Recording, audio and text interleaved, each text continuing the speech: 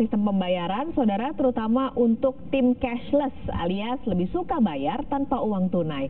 Bank Indonesia bersama Bank Sentral di kawasan Asia Tenggara atau ASEAN akan membuat pembayaran berbasis kode QR alias QR Code. Saat ini Bank Indonesia masih mendiskusikan konsep integrasi dan bagaimana value payment yang berhubungan dengan aspek perlindungan konsumen. Yang jadi acuan bagi Bank Indonesia adalah kerjasama antara Thailand dan Singapura.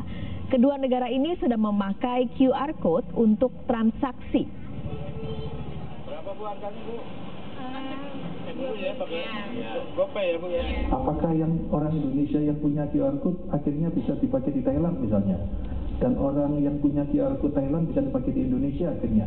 Nah itu seperti itu juga. Nanti targetnya di dalam jangka pendek QR Code itu nanti bisa cross border. Kenapa? Karena sasarannya turis, pariwisata. Dan kenapa kok dengan Thailand? Thailand punya tipikal membangun pariwisata yang bisa dibilang lebih baik dari Indonesia. Dan kita mau juga seperti Thailand yang pariwisatanya maju.